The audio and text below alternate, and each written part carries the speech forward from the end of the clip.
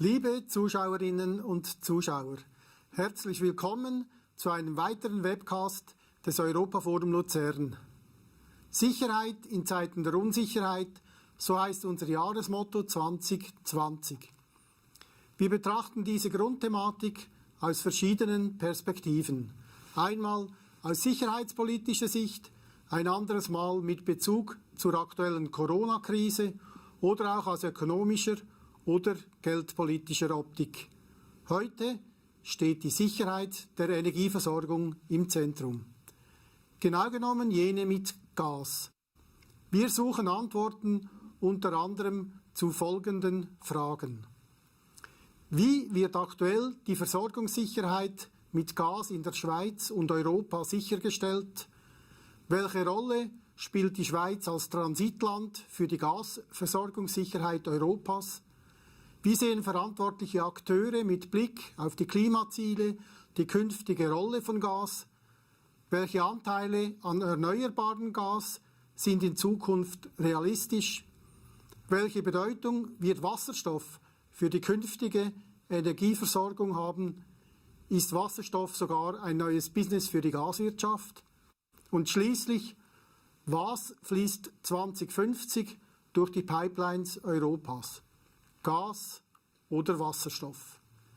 In diesem Kontext diskutieren jetzt Daniela Decurtins, Direktorin Verband der Schweizerischen Gasindustrie, VSG, Pascal Previdoli, stellvertretender Direktor Bundesamt für Energie und Rudy von Beurden, Senior Vice President Public Affairs bei FluxSwiss. Es moderiert Sonja Hasler, Moderatorin beim SRF. Ich wünsche Ihnen eine spannende und informative Diskussion. Ja, herzlichen Dank, Christoph Wicki, und guten Abend, meine sehr verehrten Damen und Herren. Herzlich willkommen zu diesem Webcast des Europaforums. Ich freue mich sehr, dass ich diese Runde moderieren darf zum Thema Gas. Für mich in der Vorbereitung habe ich gesehen, ein sehr spannendes Thema. Und das Ziel ist klar, Europa und die Schweiz wollen bis 2050 spätestens klimaneutral sein. Also netto null heißt das Zauberwort. Und die große Frage ist natürlich, welche Rolle spielt denn Gas in diesem Szenario? Also ist Gas als fossiler Brennstoff eher das Problem oder ist Gas auch Teil der Lösung? Und ich freue mich, dass ich das mit hochkompetenten Gästen diskutieren darf. Eben Daniela Decurtins. Sie waren mal Wirtschaftsjournalistin und heute seit 2012 Direktorin beim Verband der Schweizerischen Gasindustrie. Pascal Previdoli, schon seit 1997 im Bundesamt für Energie tätig. Das muss spannend sein dort, oder? Genau.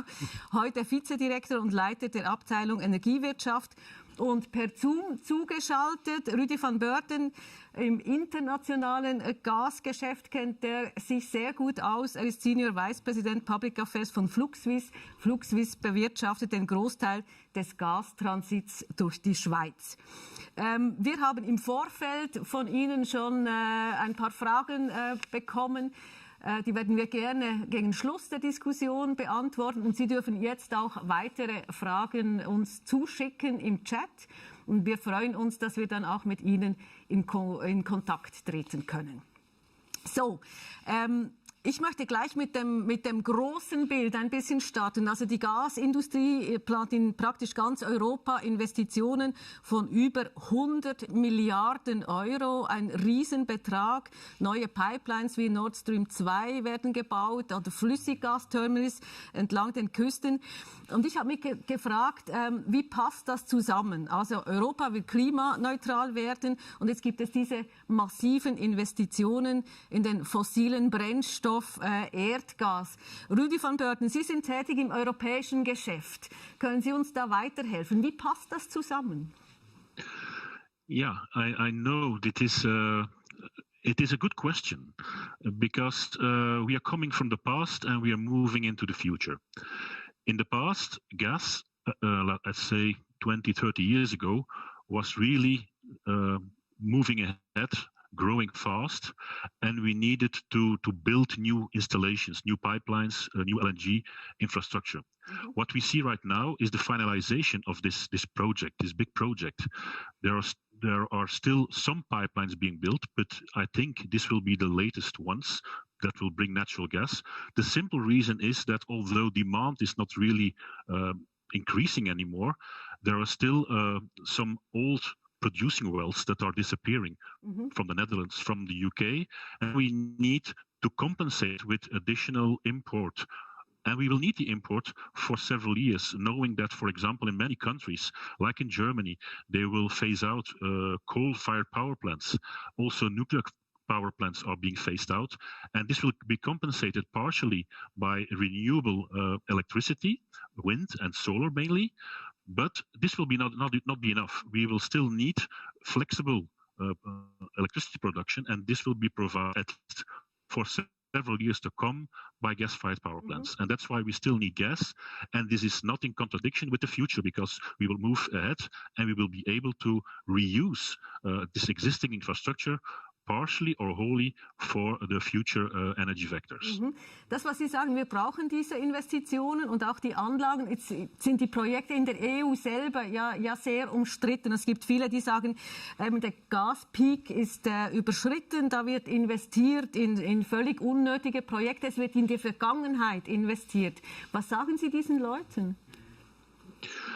Well, as I said, I don't think it's really unnecessary. As I mentioned, these will be the last ones. We also need diversity, not only of supply sources, diversity of supply routes. Things can go wrong. We've seen that in the past. And it's not up to us to comment on, let's say, commercial products in which we as a company are certainly not involved. LNG is there. We can import, theoretically, 200 BCM of gas in LNG form in Europe, while the market is between 400 and 500 billion cubic meters a year. This means if something goes wrong with pipelines coming from the east, we can switch to LNG and vice versa, because the world is changing. LNG today is coming to Europe. For a certain moment it was not. So it makes Europe not to say independent, but rather indifferent to things that are happening in the world, in the gas world. And therefore, I think we still need some of these investments, but I think also it will be the last ones that we will see in Europe for gas. Daniela, Decurtins, Sie haben mir gesagt, als wir telefoniert haben, Sie interessieren sich auch für die geopolitische Lage. Also Sie schauen auch über die Schweiz hinaus. Wie betrachten Sie die ganze Geschichte, dass eben da noch immer massiv investiert wird, weil wir es im Moment noch brauchen? Also grundsätzlich ist es so, wie Rudy von Beurden gesagt hat, es erhöht natürlich die Versorgungssicherheit grundsätzlich in Europa. Jedes zusätzliche Projekt ist insofern ein Beitrag zur Versorgungssicherheit. Auch mit Russland? Ja, auch mit Russland. Deutschland von Russland her. Auch mit Russland. Und wenn man sich jetzt auf die geopolitische Ebene begibt und eben diesen Aspekt anspricht, auch Russland, wenn man sich die Diskussion anschaut, die Kritik auch an diesen Pipelines, da vermengen sich ganz verschiedene Argumente. Das eine ist eben, man macht sich zu stark abhängig von Russland. Das ist das eine Argument. Hand und Kehr hat man die USA, die eben interessiert ist an ihrem LNG, an einem Flüssiggas nach Europa zu transportieren und entsprechend jetzt wirklich sehr hohen Druck ausübt, eben auf Nordstream 2, auf Firmen, die dort sich am Bau beteiligen beispielsweise. Dann gibt es die Interessen von Polen beispielsweise. Polen möchte gern sich zu einem solchen Gasdrehscheibe hocharbeiten. Ukraine, die sehr viel Geld verdient an den Durchleitungsentgelten. Und so vermengen sich ganz verschiedene Interessen.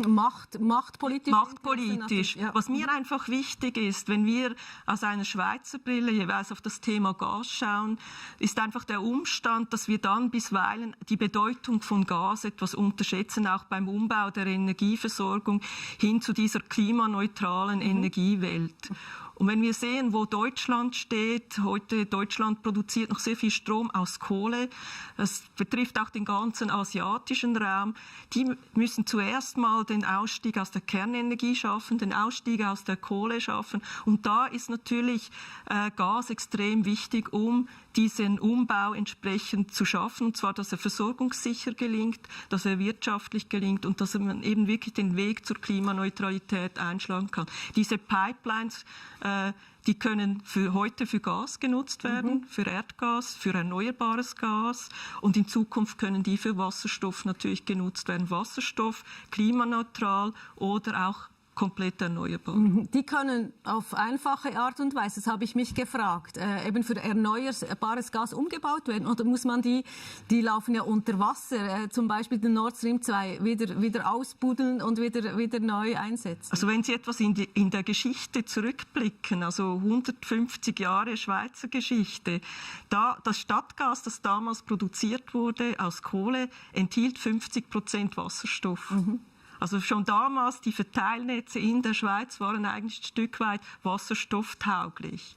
Und entsprechend muss man sich natürlich diese Pipelines anschauen. Man muss wahrscheinlich bei den Dichtungen gewisse Investitionen vornehmen. Man muss bei den Anwendungen sich das anschauen. Es kommt auch auf die Regelmäßigkeit des Gemisches darauf an. Es wird wahrscheinlich Pipelines geben, die Gemische haben, aber es wird wahrscheinlich auch Pipelines geben, die reine Wasserstofftransportleitungen sein werden. Und da gibt es in der europäischen Gasbranche bereits solche Überlegungen, genau solche Wasserstoffpipelines aufzubauen. Herr Previdoli, ich weiß, Sie schauen auch über die Grenze und kennen all diese Projekte, die da in Europa am Laufen sind.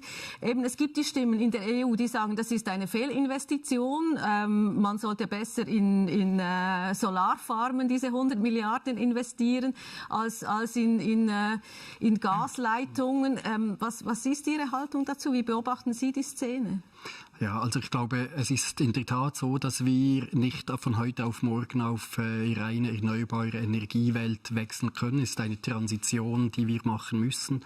Und ich glaube, wichtig ist bei diesen riesigen Investitionen, dass sie die Pipelines so machen, dass sie wasserstofftauglich sind, eben 100% wasserstoffkompatibel. Weil sonst wären es natürlich schon auch stranded Investments, also Fehlinvestitionen, die man gemacht hat. Ob es diese Summen braucht, das kann ich selber nicht einschätzen. Herr von Beurden, wie ist es, dieser Umbau, wird der möglich sein? Das ist ja eine Riesengeschichte. Das sind Leitungen, die mehrere tausend Kilometer lang sind zum Teil. Wie kann dieser Umbau gelingen? Well, a very good question, and we are already thinking about this. I don't know if you know, there is a consortium of several European gas transport operators. Let's say the biggest ones, so the French, the Germans, Belgians, the Netherlands, Italy, Spain, even Denmark. And we are looking now into a project which is called European Hydrogen Backbone, because we think that in the future, hydrogen will be produced locally by power to gas, but it is more efficient to produce it where you have a lot of renewable power, because you need renewable power to produce green energy. So it will come from regions where you have a lot of renewable power. It will be either in the south for sun, will be in the North Sea, or in the north for wind. So we will need to connect the production areas to the consumption areas. And in that respect, we need to build this network. This network will not have to be built from scratch, as have already existing networks, a very good network through Europe. And in the plans, we have a phased plan that we can gradually, and some pipelines, and also in Switzerland pipelines, we have parallel pipelines. I don't know if you know, but the pipeline which is entering in Switzerland, Transit gas pipeline, from the entry point at the border between Germany and Switzerland, it runs through almost the middle of Switzerland in two pipelines. And this is at several locations in Europe, can gradually start to, let's say, dedicate some pipelines to hydrogen. Also because the demand for natural gas will reduce, you will gradually have more access to existing pipelines. Of course, you will need some additional investments to connect, but you will limit the investments. And that's the reason why it's so important that we look into not only electricity, which are electrons, but also in molecules. We will need molecules in the future. And more studies demonstrate that electricity alone will not be possible, and even if it would be possible, be way too much expensive. Industry will need it, even mobility, heavy mobility, ships, heavy trucks, electromobility will be there. There will be e-fuels, but next to that you will need also renewable gas. And not to forget that solar and wind will not always be there, so we will always need backup, and the backup will have to be delivered by dispatchable power production. You cannot use natural gas anymore in the future, or you can use it and you have to carbon capture, another solution that you cannot put aside, or you will use hydrogen. So we will need it in the future, and this has been demonstrated in several studies in the meantime.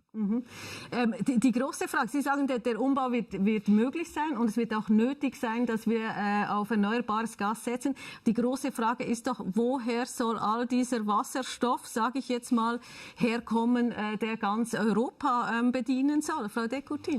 Ja, Frau Hasler, ich wollte vorhin noch reagieren auf Ihre Feststellung, da macht es nicht mehr Sinn, in Solarparks zu investieren. Es ist aus meiner Sicht nicht eine Entweder-oder-Frage, sondern es ist eine Sowohl-als-auch-Situation, die wir haben, wenn wir müssen eine Gesamtversorgungsperspektive einnehmen. Und das ist ja genau das, was passiert momentan in Europa. Wenn Sie sich die Arbeiten im Zusammenhang mit dem Green Deal oder die deutsche Wasserstoffstrategie anschauen, da wird jetzt im Rahmen der ganzen Wertschöpfungskette, von der Produktion von Wasserstoff bis hin zu den Geschäftsmodellen bei den Märkten, werden genau all diese Fragestellungen aktuell entwickelt. Und da werden jetzt sehr, sehr viel Geld auch investiert. Eben mit dem Ziel, eben diese Klimaneutralität bis 2050 zu erreichen. Und da braucht es wirklich, das ist wie ein Puzzlespiel, wo es ganz verschiedene Puzzleteile braucht. Und die Gasversorgung, die sich eben über die ganze Zeit verändert hat, wir haben nicht mehr diese Pipeline-gebundene regionale Welt, sondern es ist ein weltweiter Markt geworden mit der Möglichkeit, Flüssiggas auch zu transportieren. Gibt natürlich auch im Hinblick auf diese Entwicklung der Wasserstoffwirtschaft unglaubliche Möglichkeiten, dass man nimmt, auch aus Nordafrika, aus dem Mittleren Osten beispielsweise, bis hin nach Chile oder Peru, wo es derzeit große Projekte für Power-to-Gas-Anlagen gibt, diesen Wasserstoff dann auch nach Europa zu bringen. Eben, es muss dann auch noch herkommen, oder? Das ist eines der Probleme. Pascal Previdoli, die Schweiz, nähern wir uns ein bisschen mehr der Schweiz. Also da werden eben viele Dinge noch gebaut. Was haben wir eigentlich von all diesen Projekten? Sind wir in der Schweiz darauf angewiesen? Unsere Gasversorgung ist sehr gut, sehr stabil. Brauchen wir da etwas davon? Gut, im Moment ist es so. Wir sind sehr gut eingebettet. Der Markt ist liquide in Europa. Wir haben genügend Gas. Aber wenn wir in die Zukunft schauen, den Wasserstoff, den wir in der Schweiz dann brauchen, den werden wir nicht selber im großen Stil herstellen können. Wir gehen davon aus, dass man die Hälfte oder sogar mehr des Wasserstoffs, den wir in der Schweiz benötigen, importieren muss. Und da sind wir natürlich auf solche Pipelines dann auch angewiesen. Sie haben gefragt, von wo kommt der Wasserstoff? Der kommt von den Ländern, wo es günstiger herstellen können. Das sind Windfarmen, Sonnenfarmen in Nordafrika. Es sind die Öl- oder die Gasstaaten, die mit Capture und Storage Wasserstoff herstellen. Aber da sind wir noch nirgends, oder? Nein, aber ich glaube, man darf die Dynamik nicht unterschätzen. Ich bin überzeugt, es geht plötzlich sehr rasch. Also wenn Sie auch mit der deutschen Stahlindustrie diskutieren, für die ist Wasserstoff die einzige Möglichkeit zu dekarbonisieren. Und zwar nicht etwas beimischen, sondern sie brauchen 100% Wasserstoff. Und wenn die Nachfrage da ist, dann wird man auch die Kapazitäten hochfahren. Und wenn man die europäischen Pläne anschaut, wie viel Elektrolyseure gebaut werden sollen, das gibt schon einen großen Produktion. Also ich war letztes Jahr am Weltenergiekongress in Abu Dhabi und das war schon interessant, wie in diesen Ländern wirklich realisiert wird, sie müssen etwas unternehmen, sonst fallen sie aus dem Markt raus. Und das sind eben typischerweise diese Erdöl- und Erdgas produzierenden Länder, die aber zum Teil in Regionen sind, wo es entweder viel Wind hat oder eben viel Sonne hat. Und die beginnen ihr Geschäftsmodell zu ändern. Da ist aber auch sehr viel Geld nach wie vor vorhanden und dieses Geld wird investiert. Equinor ist ein sehr schönes Beispiel in Norwegen. Da wird im großen Stil jetzt darin investiert, dieses CO2 abzuspalten und in diesen Gasfeldern zu speichern. In Island gibt es Projekte, wo die Gesteinsformationen so sind, dass dieses CO2 nach 2 Jahren kristallin wird. Russland ist das andere Beispiel. Die arbeiten an einem anderen Verfahren, wo der Kohlenstoff fest abgespalten wird und als Baumaterial verwendet wird. Und da ist unglaublich viel momentan in Bewegung, wie Pascal Previdoli Aber es gibt immer noch dieses Problem mit dem CO2. Das ist der sogenannte blaue Wasserstoff, der Übergang sein soll zum grünen Wasserstoff. Und der hat eben noch das Problem, dass er CO2 enthält, dass man abschöpfen muss und irgendwie binden oder in den Boden Das ist der Wasserstoff, der aus fossilem Gas gemacht wird. Aber die Zukunft ist ja dieser grüne Wasserstoff, der nämlich aus erneuerbarem Strom hergestellt wird, der auch überschüssig vorhanden ist. Also wenn man sich so die Berechnungen für die Schweiz, jetzt sind wir etwas schon in der Schweiz, anschaut, der IMPA und das PSI für 2050, wenn es so weitergeht, wie wir uns das wünschen würden, nämlich dass der Photovoltaikanteil weiter ausgebaut wird, dann werden wir im Sommer einen Überschussstrom haben. Und damit die Schweiz sich wirklich grundsätzlich auch im Winter mit Strom versorgen kann, wir importieren heute schon im Winterstrom, müssen wir diese Sommer-Winter-Thematik lösen. Und dann, wenn man Lösungen hat, und die hat man eben mit diesem grünen Wasserstoff, und Gas ist ein wunderschönes Speichermedium, das man eben auch saisonal speichern kann und nicht nur kurzfristig, wie das mit Batterien der Fall ist, dann hat man hier einen Lösungsansatz. Ich komme gleich noch zur Gasversorgung in der Schweiz in Zukunft, Frau Decurtins. Mich interessiert noch, Sie haben diese Pipeline durch die Schweiz angesprochen, Herr van Beurden. Die Schweiz ist ein Transitland für Gas, das wissen vielleicht viele Leute nicht. Wird es denn so sein, dass diese Leitung vielleicht auch in Zukunft eine noch größere Rolle spielen wird, als sie das heute spielt überhaupt? I think so, that it will play an important role, and there are several reasons for it. First of all, you have to know that initially the pipeline was designed to bring gas from Norway via France and Germany into Italy. This is changing over time. When we entered the transit gas as a shareholder, FluxSwiss, we immediately started the project to also make the pipe reversible, so that you also can bring gas from the south to the north, so from Italy to the north.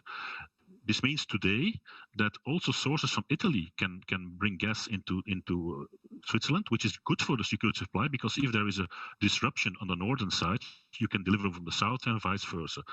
In future, we see that in Italy, they have big plans to become really a big hydrogen producer in Europe. Some Italian companies, they don't have published their strategy yet, but we know that big companies in Italy, they really want to be on the forefront of hydrogen production. In this respect, the pipeline will become important not only for Switzerland, but also for the rest of Northwestern Europe. So I think there is a bright future for this pipeline, seeing what's happening around Switzerland today. Sehen Sie das? Sie nicken, Herr Previdoli. Ja, also das auch so? Ich sehe das auch so. Also ich glaube, Wasserstoff, ob es für die Stromproduktion eingesetzt wird, das werden wir noch sehen. Aber ich glaube, wenn wir in den Langstreckenverkehr gehen, in den Flugverkehr, Schiffverkehr, es wurde gesagt, da gibt es nicht wahnsinnig viel Energieträger, die das Potenzial haben, diese Probleme klimaneutral zu lösen. Und rein für das brauchen wir schon eine rechte Menge Wasserstoff. Und es ist so, wir werden nicht den ganzen Wasserstoff in der Schweiz selber produzieren. Wir hätten auch keine Speicher für diese Menge zu lagern. Das ist dann ein Problem bei der Stromproduktion. Wir müssten dann das Gas immer importieren. Aber wir sind dann darauf angewiesen, dass wir dann eine konstante Versorgung mit Wasserstoff haben, wenn wir dann mal Wasserstofflastwagen auf der Straße haben. Also reden wir doch darüber, welche Rolle wird Gas in Zukunft in der Schweiz spielen? Eben, ist Teil der Lösung, wie Sie es sich wünschen und auch so sehen? Oder ist das Problem? Da gehen ja die Meinungen immer noch auseinander. Sie kennen die Argumentation, Frau Decurtins. Es gibt Kreise, die sagen, es geht ohne Gas. Es ist besser, wenn es ohne Gas geht. Man kann alle Bereiche elektrifizieren mit Strom aus erneuerbaren Energien. Was antworten Sie da jeweils? Ich glaube, es besteht mittlerweile ein Grundkonsens, was die Zielsetzung anbelangt, dass man nämlich bis 2050 eine klimaneutrale Energieversorgung anstreben will. Jetzt, wie man dorthin kommt, da dünkt mich, da braucht es noch etwas Diskussion, auch Offenheit. An was denken Sie? Die Vorstellung, dass man eben das ganze System elektrifizieren könnte, ist aus unserer Sicht ein nicht gangbarer Weg. Aus wirtschaftlicher Sicht, aus Versorgungssicherheitsaspekten, die ich vorhin angesprochen habe. Es geht auch um Ihre Branche natürlich. Wir sind schon im Winter natürlich abhängig, heute schon seit mehreren Jahren von Stromimporten. Und Strom wird ein knappes Gut, auch in unserem umliegenden Umland. Entsprechend braucht es einen Mix an Energieträgern und an Infrastrukturen, um genau diesen Umbau zu schaffen. Es wird eine weitergehende Elektrifizierung geben, beispielsweise auch im Wärmemarkt, was wir momentan als Entwicklung sehen, in der ganzen Mobilität, im Personenwagenbereich, im Last-, im Schwerverkehr. Da ist dann Wasserstoff eher wieder das große Thema auch. Es wird diese weitergehen, aber es braucht nach wie vor diesen Mix. Das ist ich glaube, dort scheiden sich zum Teil die Geister, dass es Kreise gibt, die sagen, nein, es geht rein mit Strom. Und das ist etwas, was wir als Hochrisikostrategie bezeichnen. Wie sehen Sie denn aus dem Bundesamt mit ein bisschen neutraler Sicht, Herr Previdoli, das Potenzial von erneuerbarem Gas, also von Biogas, da ist der Anteil, Sie korrigieren mich, Frau Decurtins, ungefähr bei 2%. 3% im Moment. Also noch 97% Erdgas. Also welches Potenzial gibt es da in Ihren Augen? Ja, vielleicht muss ich schnell ausholen. Im Moment, seit 2 Jahren sind wir bei den neuen Energieperspektiven am Arbeiten. Die werden nächstens auch publiziert Ende November, wenn es gut läuft. Und dort haben wir angeschaut, wie könnte die technische Entwicklung sein in verschiedenen Szenarien. Eins ist eine weitgehende Elektrifizierung, aber geht auch nicht ohne Gas ganz. Dann eine andere Welt, wo es mehr und weniger Power-to-X-Anlagen hat und auch entsprechende Energieträger. Und man sieht dort, es braucht einen Mix, da stimme ich Frau Decurtins zu. Wie der Mix ist, das wissen wir alle nicht, das haben wir alle die Glaskugel nicht, aber man sieht die technischen Vor- und Nachteile und die Kosten dieser verschiedenen Alternativen. Was man aber ganz klar sieht, bei Wasserstoff, bei Bioenergie werden wir auf Importe angewiesen sein. Das ist, glaube ich, ganz klar. Ist es gut, wenn wir abhängig werden wieder bei einer Technologie vom Ausland? Weil das heißt ja immer mit den neuen Erneuerbaren, da können wir zulegen, oder? Solarenergie, auch Wind könnten wir noch zulegen, wenn es nicht immer Widerstand gäbe gegen die Projekte. Ist es denn gut, wenn wir bei anderen Energieträgern wieder abhängig sind vom Ausland? Also ich glaube, man muss die Gesamtabhängigkeit anschauen. Heute sind wir bei 75-80% der Energie, die wir importieren. Bei einer Strategie mit sehr viel Elektrizität, mit aber auch Gas, erneuerbarem Gas, synthetisches Gas, können wir die Gesamtabhängigkeit massiv reduzieren. Sie nicken. Ja. Aber sagen Sie uns doch, was ist das Potenzial in Ihren Augen von Biogas, von Power to Gas? Was können wir da erwarten und in welcher Frist auch? Also das Potenzial von Biogas kennt man recht gut. Das ist in verschiedenen Studien belegt worden. Das ist etwa zwischen 4 bis 5 Terawattstunden. Das heißt, können Sie da uns weiterhelfen, was das ungefähr bedeutet? Unsere Zielsetzung, die wir uns gesetzt haben als Branche 2060, nämlich 16, 30% erneuerbares Gas im Wärmemarkt zu haben, das würden wir mit diesen 5 Terawattstunden entsprechend erreichen, wenn man das ganze Potenzial heben würde. Es ist vor allem im landwirtschaftlichen Umfeld ist es vorhanden und wir versuchen das sehr stark zu heben, indem wir einen eigenen Förderfonds haben, indem wir in Projekte investieren. Wir arbeiten mit Ökostrom Schweiz zusammen, um eben in diesem landwirtschaftlichen Umfeld auch entsprechende Organisationsmodelle zu entwickeln. Das machen wir auch mit den Fachhochschulen übrigens zusammen, um zum einen dieses Potenzial zu heben. Aber was man auch sieht, wir haben 35 Anlagen so realisiert. Die Low-Hanging Fruits haben wir ein Stück weit jetzt gepflückt. Also die Anlagen, der Preis wird höher und entsprechend braucht es zusätzliche Anreize, dass diese Anlagen realisiert werden. Es sind 30 Stück sind in der Pipeline, aber da braucht es jetzt entsprechend noch etwas eine stärkere Förderung. Da arbeiten wir ganz konkret daran, zum einen und zum anderen. Und das ist meine persönliche Freude. Wir sind jetzt lang unterwegs. Wir sind Pioniere weltweit bei Biogas, erneuerbaren Gasen. Wir waren die Ersten, die überhaupt Biogas eingespeist haben ins Gasnetz 1997.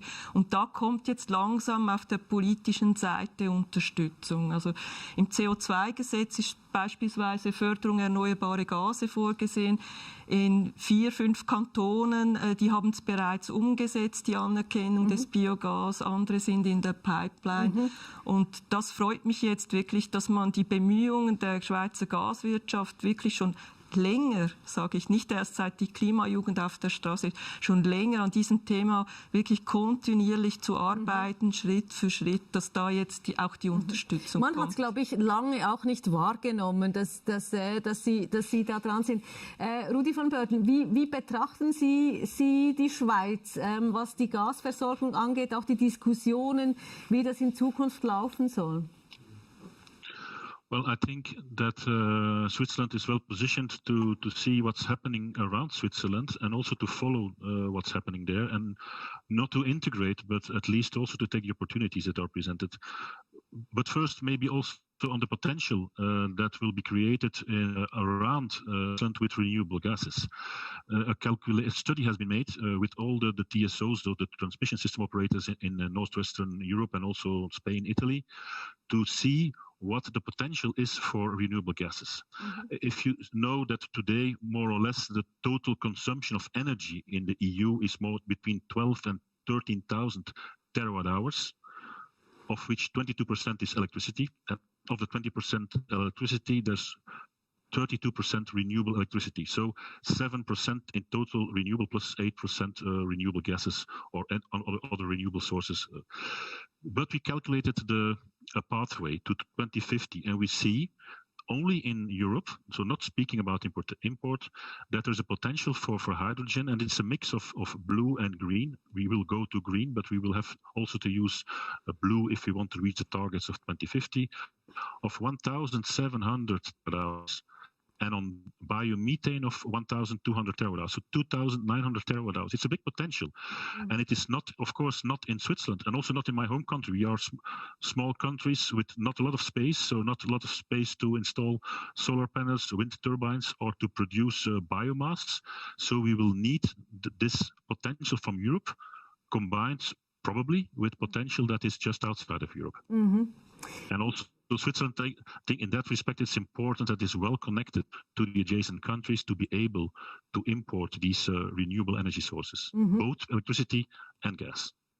Ich habe eine ganz praktische Frage, Daniela Decurtins, die kam auch aus dem Publikum, wurde häufig gestellt.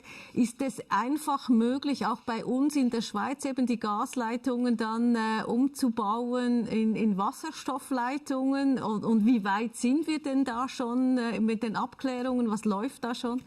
Ich habe vorhin das Beispiel gebracht, dass eben dieses alte Stadtgas eigentlich 50% Wasserstoff enthalten hat. Also, und entsprechend die Gasnetze einen gewissen Anteil Wasserstoff auch per se eigentlich vertragen. Das Problem ist heute, sind die CNG-Tanks, also der Fahrzeuge und alte Gasturbinen, die, wenn das Gemisch sich etwas verändert, zum Teil nicht ganz rund laufen. Aber grundsätzlich können wir diesen Wasserstoffanteil sehr kurzfristig auf etwa 10% anheben. Mittelfristig ist 20-30% die Zielsetzung. Es wird auch bei den Anwendungen, bei den neueren Anwendungen kein Problem diesbezüglich geben. Also von daher sind wir gut aufgestellt. Wir haben derzeit gerade ein Pilotprojekt mit 30 Gasversorgern in der Schweiz am Laufen, wo wir genau diese Umrüstung im Detail jetzt anschauen, wo muss man etwas machen an den Dichtungen beispielsweise, ist so ein Thema, aber was sind auch die Investitionskosten, also sehr, sehr konkret arbeiten wir an diesem Thema. Und von welchem Zeithorizont reden wir da? Von 10 Jahren, von 20 Jahren? Also diese 10%, die werden wir Mitte nächstes Jahr spätestens realisieren können und können dann auf 20-30% hochgehen. Eben dieser Wasserstoff, also das ist ja wirklich ein Wunderding, ein Multi-Energietalent, und im Moment hat man das Gefühl, es ist auch ein bisschen ein Hype, oder? Alles redet von Wasserstoff, die Autos sollen mit Wasserstoff fahren, in den Leitungen soll es Wasserstoff geben. Pascal, Previdoli, hält das dann auch, was es verspricht? Wissen wir das? Ja. Ich bin überzeugt, dass Wasserstoff wirklich ein wichtiger Player ist für die Zukunft. Also gerade, ich habe es vorhin erwähnt, Flugverkehr ohne Wasserstoff, Schiffverkehr ohne Wasserstoff, Langstrecken-Schwerverkehr ohne Wasserstoff ist schwierig. Wenn Sie die Batterien zuerst auf den Lastwagen packen müssen, ist schon mal ein rechter Teil der Tonnagen, die sie transportieren können, weg. Also ich bin überzeugt, Wasserstoff wird ein wichtiges Element sein. Und ist der in absehbarer Zeit oder in nützlicher Frist, ist der dann da? Ja, ich glaube, man ist jetzt auch in der Schweiz, gibt es gute Projekte, man kann es auch wirtschaftlich produzieren, gerade wenn Sie bei einem Laufwasserkraftwerk eine Wasserstoffproduktion haben, wo Sie bei guten Preisen den Strom verkaufen und der Preis im Keller ist, erzeugen Sie Wasserstoff, den können Sie auf Lastwagen zur Tankstelle bringen und in Zukunft werden dann die Lastwagen Wasserstoff tanken. Also gibt es ja die Initiative mit diesen 1600 Wasserstofflastwagen, die in 3 Jahren in die Schweiz kommen sollen. Gut, ich würde sagen, wir machen da mal einen vorläufigen Punkt und ich nehme gerne Ihre Fragen. Danke herzlich, sind da wieder neue Fragen reingekommen, nehme ich gerne auf. Welche wollen wir nehmen? Das haben wir gerade. Bis wann ist das Schweizer Gasnetz CO2-neutral? Was sind die Pläne? Wie konkret sind diese? Haben wir gerade ein bisschen drüber gesprochen. Also unsere Zielsetzung ist ganz klar, bis 2050 eine klimaneutrale Gasversorgung zu erreichen. Gut, das ist ein Wort. Dann, da geht es um den Gasmarkt. Darüber haben wir noch nicht gesprochen. Die Versorgung mit Gas hat wesentliche kartellistische Züge. Was müsste man machen, um im Gasmarkt mehr Wettbewerb sicherzustellen? Eine Frage von Bruno Gehrig. Ich glaube, wollen Sie das beantworten? Ja. Ja, die WECO hat entschieden, der Markt ist offen, der Wettbewerb ist flächendeckend eigentlich möglich. Man hat zwar noch nicht die generellen Rahmenbedingungen, nicht die gleichen Rahmenbedingungen für alle, und daher werden wir mit dem Gasversorgungsgesetz das noch nachregulieren, damit Rechtssicherheit herrscht und alle die gleichen Bedingungen haben. Braucht es denn ein Gesetz, wenn ja der Markt offen ist? Ja, die Strommarktöffnung mit dem damaligen WECO-Entscheid hat gezeigt, es ist Wild West etwas so das Thema gewesen. Es braucht klare Spielregeln, weil sonst wird es kompliziert, sonst werden die Gerichte im Einzelfall entscheiden müssen. Wir haben keinen fachkompetenten Richter wie der Regulator. Also ich bin überzeugt, es braucht ein Gasversorgungsgesetz. Und auch mit den ganzen neuen Themen, die wir heute angeschnitten haben. Wie wird Wasserstoff zukünftig behandelt im Gasbereich? Zu welchen Konditionen darf man das durchleiten? dürfen die Umrüstung von Gasnetzen, sind das anrechenbare Kosten für den Versorger oder muss das streng ausgerechnet werden? Da gibt es schon viele Fragen, die wir jetzt auch in den letzten 2 Jahren gesehen haben, die man zusätzlich klar regeln muss. Wie sehen Sie das, Frau Decurtins? Sie sagen ja auch, ja, Gesetz ist gut, aber mit ein bisschen weniger Regulierungen wahrscheinlich. Oder? Ja, was man grundsätzlich immer wieder mal vergisst, dass Gas im Wettbewerb zu anderen Energieträgern steht, auch im Wärmemarkt beispielsweise. Wo man eigentlich nicht von Markt sprechen kann aktuell, weil ganz viele Verzerrungen eigentlich in diesem Markt wirken.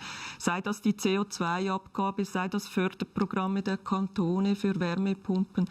Also entsprechend ist das kein eigentlicher Markt im eigentlichen Sinne, sondern es hat bereits Verzerrungen. Was es braucht im Moment ist wirklich, wir haben durch den Welche Entscheid hat sich so etwas eine chaotische Marktöffnung jetzt ergeben, wo die Spielregeln fehlen, damit wirklich ein effizienter Wettbewerb auch entstehen kann. Also das Resultat ist eigentlich ein ineffizienter Markt und deshalb braucht es gewisse Regelungen, nämlich eben wer darf unter welchen Bedingungen dieses Netz nutzen beispielsweise.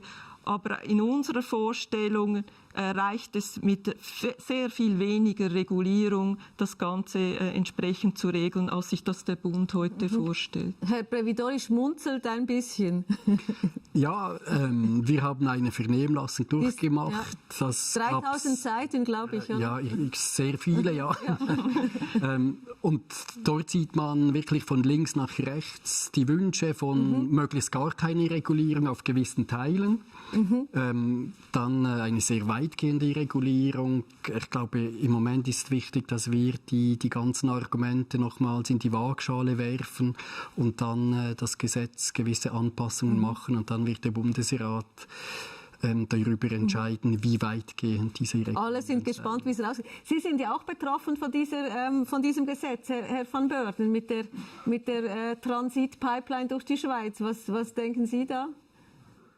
Yes, for us, this is a concern. First, I have to tell you that being in FluxSwiss since 1996, I lived the establishment of European regulation as from the early beginning. It was introduced to force companies to open their markets. We, in Belgium, in FluxSwiss, we were one of the first in Europe to open the market. And some countries, and certainly the big countries surrounding us, they were lagging behind. So regulation was gradually pushed in to force people to follow certain rules. The rules, we were in advance of these rules. So we also developed a continental trading hub, the first in Europe. It was not regulated, and we even sat together with the regulator at the time. So why should you regulate? You don't regulate to regulate, you regulate to solve problems or issues. It's a medication sometimes. You need regulation in certain areas. I can only talk here for transit. I'm not talking about domestic market, captive markets. The transit market through Switzerland is in a very competitive environment. For us, our major concern every day that we do business is how can we sell capacity, knowing that we have still long-term contracts will come to an end. We're going to a shorter market and we will have to be competitive. And sometimes we will not be able to sell or at very low prices. Sometimes we will take the opportunity to sell at higher prices in order to keep a profitable business. So we need all this ability and flexibility and regulation. It's not always an easy game together. So I understand that you would like to have an operator which is unbundled, which is there, which is applying rules which are in line with the EU rules. It's already happening. So as far as transit is concerned, we only see a lot of, let's say, costs involved to establish, to implement regulation, also on the side of the administration, and it will not really bring advantages to Switzerland. On the contrary, you even risk to transfer some risks, commercial risks we have today, to the Swiss market and the Swiss taxpayer. So that's why we think you have to keep these things separate and see how transit is being organized and what would be needed and what is lacking. I don't think there's a lot of things lacking today. I think everything is in place. So we think let's prepare ourselves for the future and see how Europe is evolving, because they're now trying to integrate electricity and gas markets. This will happen. And so by the time that we will be ready, not only by having a law, by implementing a law, we will be in a complete new era in Europe. And at that time, we will have to look what's happening around us. And so my comment is here, be careful, be prudent, watch what is happening surrounding Switzerland and see what eventually will have to be done. But it should only things that have a real benefit. Think of how to implement. And I'm not talking only for transit, of course, so I'm not involved in the Swiss domestic market. Herr Previdoli, wollen Sie etwas dazu sagen? Ja, selbstverständlich. Transitgas ist sehr bedeutend für die Schweiz. Nicht nur der Transit ist bedeutend, sondern auch für die schweizerische Gasversorgung ist das ein zentraler Player. Und da ist es auch klar, dass der Gesetzgeber dieser Pipeline ein besonderes Augenmerk schenken muss und das sehr gut anschauen muss. Was wir vorgeschlagen haben für die Vernehmlassung ist ja nicht etwas, das es in Europa nicht gibt. Es gibt es in Österreich. In der Vernehmlassung wurde es zum Teil kritisiert, dass es zu weit geht. Wir hatten einen sehr intensiven Austausch mit FluxSwiss und den Betroffenen und haben dort verschiedene Dinge dazugelernt. Andere Dinge haben wir nach wie vor unsere Fragezeichen. Aber es ist dann am Bundesrat zu entscheiden, wie er die Regulierung von Transitgas sieht. Frau Decurtins? Bei Regulierungen muss man ja grundsätzlich immer etwas aufpassen. Die haben Folgewirkungen, die beabsichtigt sind, aber sie haben zum Teil auch nicht intendierte Folgewirkungen und führen zu Verzerrungen. Entsprechend muss man sich in diesem Fall genau anschauen, was ist eigentlich das Ziel. Und das Ziel ist, mehr Liquidität in den Markt zu bringen. So habe ich es zumindest mal verstanden. Jetzt schaut man sich diesen Markt eigentlich an. Die Schweiz hat den Gasverbrauch von der Stadt Hamburg. Das sind 0,7% im europäischen Verbrauch. Auch die Situation der Transitgas, die wirklich das Rückgrat der europäischen Gasversorgung zwar ist in der Schweiz auch sehr speziell, weil 10% nur für die Schweiz benötigt werden und der Rest ist Transit. Und entsprechend baut man hier eine Regulierung auf, so wie es mal angedacht ist, um diesen Transitbereich, der im Wettbewerb steht, also Rudy van Beurden hat es erzählt, sehr einen intensiven Wettbewerb, und wälzt die Risiken aber auf diesen Binnenmarkt, der sehr klein ist, entsprechend ab. Und deshalb tut man gut, glaube ich, daran, dass man sich die ganze Regulierung nochmals anschaut und schaut, ist es tatsächlich, erreicht man das Ziel, das man sich mit dieser Regelung gesetzt hat? Oder gibt es nicht andere Möglichkeiten, um das entsprechend zu lösen? Eben, liquider Markt setzt voraus, dass es ein grosser Markt wäre und der Schweizer Markt, den kann man mit noch so vielen Regulierungsmaßnahmen, wird dieser Markt nicht wahnsinnig liquide und interessant werden. Gut, ich glaube, die Anliegen sind deponiert. Im Amt von Herrn Previdoli wird da gearbeitet und der Bundesrat wird dann einen Vorschlag machen. Wir verlassen mal dieses Thema Gasmarkt für den Moment. Rolf Nussbauer, Erdgas wird nie CO2-neutral sein. Wie soll dies kompensiert werden, um über alles das Netto-Null-Ziel zu erreichen? Also Erdgas selber wird erst klimaneutral, wenn wir die CO2-Emissionen rausnehmen und in der Tat etwas damit machen. Das ist der Ansatz von Russland als Baustoff. Oder wir pumpen es hinunter in alte Gasfelder beispielsweise. Dann wird es CO2-neutral. Aber dann müssen wir es kompensieren. Oder das ist so. Man muss es kompensieren. Oder Sie können natürlich auch direkt bei einer Gasturbine das CO2 binden und wegnehmen. Sie müssen damit dann noch etwas machen. Und da ist die nächste Frage, neben den Wasserstoffpipelines, bräuchte es in Europa dann nicht auch noch CO2-Pipelines, um dieses CO2, das man bindet, diese C-Elemente, effizient nach Norwegen. Und ja, es setzt natürlich eine gesellschaftliche Akzeptanz für diese Technologie voraus und die Lagerung. Das gibt Zusatzprobleme, Frau Decurtins, in der Übergangszeit. Ja, was man nie vergessen darf, die Geschichte von Erdgas in der Schweiz ist eigentlich eine junge Geschichte. 1970er Jahre bis heute. Aber wir haben schon früh jetzt begonnen, eben wirklich dieses fossile Gas abzulösen, zu substituieren durch Biogas. Nächster Schritt eben synthetisches Gas, das wirklich aus Überschussstrom produziert worden ist. Klimaneutralen Wasserstoff, so wie Herr Previdoli vorhin geschildert hat. Und von daher ist eigentlich die Konstante, die wir haben, sind diese Gasnetze. Das sind in der Schweiz 20.000 Kilometer Gasnetze. Aber die können ganz unterschiedliche Medien transportieren. Das vergisst man in der ganzen Geschichte immer wieder. Und diese Gasnetze, ich betone die halt immer deshalb so gern, weil im Unterschied zu den Stromnetzen können die nicht nur Energie transportieren, sondern sie können es auch speichern. Und in der Verknüpfung mit diesen Strom- und Wärmenetzen bringen sie Flexibilität in dieses Gesamtsystem rein, das wir brauchen, um diese neuen erneuerbaren Energien, die halt stochastisch, also unterschiedlich anfallen, Sonnen, Wind, entsprechend zu integrieren und eine Stabilität in dieses Energieversorgungssystem reinzubringen. Deshalb ist mir dieser Sektorkopplungsgedanke ist mir in diesem Kontext auch sehr wichtig. Wahrscheinlich hat Rudy Waser zugehört. Danke vielmals für die Frage und denkt, das ist ja extrem kompliziert. Ich habe nur die verkürzte Frage hier. Warum ist der Ausstieg aus der Atomkraft so wichtig? Wahrscheinlich, wenn wir das alles hören, wie kompliziert die Geschichte ist. Warum ist es so wichtig eigentlich, Herr Previdoli, dass wir aus der Atomkraft aussteigen? Gut, das ist die Diskussion 2017. Dort gab es diese Volksabstimmung und man war nicht mehr bereit, die Risiken neuer Kernkraftwerke zu tragen. Man hat gesagt, man will die jetzigen Anlagen so lange laufen lassen, wie sie sicher sind, aber es ist eine Technologie, die wir nicht mehr wollen, die Schweiz. Es ist auch ökonomisch sehr schwierig, ein Kernkraftwerk wirtschaftlich zu bauen und zu betreiben. Das zeigen eigentlich alle Erfahrungen. Wir in der Schweiz sind prädestiniert, auf erneuerbare Energien zu setzen. Wir haben die Wasserkraft.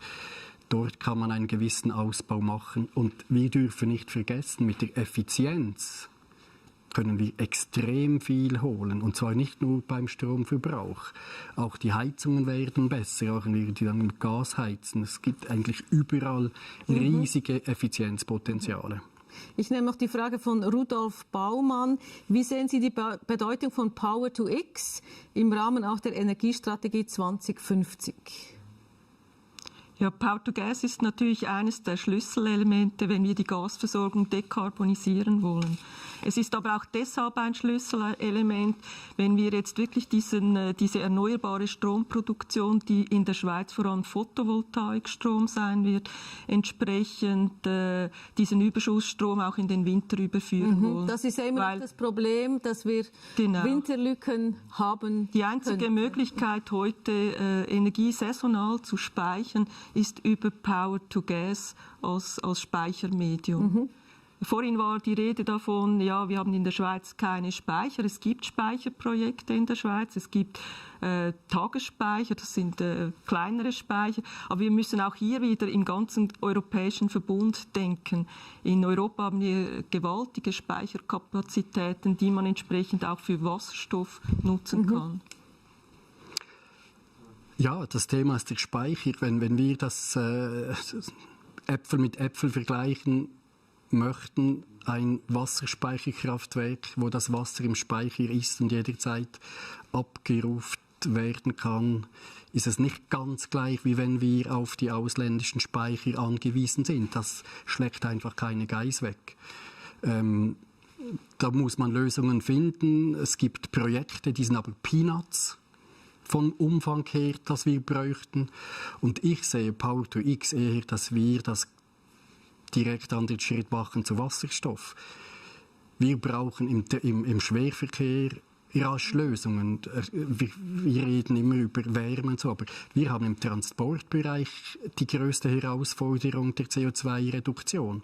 Und dort ist für PW sicherlich die ganze Elektromobilität zentral, aber gerade für Lastwagen, dort brauchen wir Wasserstoff. Ja, und das große Potenzial vielleicht für Power to Gas ist wahrscheinlich nicht in der Schweiz zu suchen, sondern über das, was wir vorhin auch diskutiert haben. Dort, wo es so viel Sonne, dort, wo es viel Wind hat und dort, wo eben traditionelle Geschäftsmodelle irgendwie nicht mehr funktionieren und neue gefunden werden müssen, beispielsweise im Mittleren Osten. Gut, wunderbar. Herzlichen Dank für alle Ihre Fragen. Mit Blick auf die Uhr kommen wir langsam zum Schluss. Ich möchte noch die Frage aufnehmen, die Christoph Wicki gestellt hat am Schluss. Also was fließt 2050 durch die heutigen Gasleitungen? Ist das Gas, Wasserstoff oder vielleicht gar nichts mehr, weil es dann das Gas doch nicht mehr braucht? Herr van Beurden, was ist Ihre Idee? It is not only it is a study we made, and so we made a study that by 2050 there will be, in fact, two networks starting from the existing ones, one with biomethane and one with hydrogen. Mhm. Gut, danke, kurz und bündig. Herr Previdoli, was ist... Ich kann mich dem voll anschließen. Ja. Es wird beides geben noch. Synthetische und erneuerbare Gase und reiner Wasserstoff. Frau Decurtins? Ja, ich schließe mich dem an. Die Zukunft gehört den klimaneutralen Gasen, die zum Teil verschieden auch hergestellt werden. Wunderbar. Also eins ist sicher, das Ziel ist netto null und bis wir das erreichen, 2050, muss noch viel getan werden. Wir werden bis dann auch noch viel diskutieren, glaube ich. Ich danke Ihnen sehr herzlich für die Diskussion heute und auch Ihnen, Rudy van Beurden, ein bisschen weiter weg. Alles Gute und vor allem in diesen Zeiten gute Gesundheit. Und Ihnen danke ich auch herzlich und ich darf gleich auf den nächsten Webcast des Europaforums hinweisen. 17. November, 15 Uhr. Da geht es um das wichtige Thema Altersvorsorge. Viele Altersvorsorgesysteme kranken noch an fehlenden Reformen. Diskutieren werden die SP-Nationalrätin Flavia Wasserfallen, dann Philipp Gmür, CEO der Helvetia Group und Stefan Föster, Director of Better Future Economics und Professor in Stockholm. Also auch ein wichtiges Thema. Schauen Sie rein, wenn Sie mögen. Und für heute danken wir sehr herzlich für Ihr Interesse und auf Wiedersehen miteinander. Danke vielmals.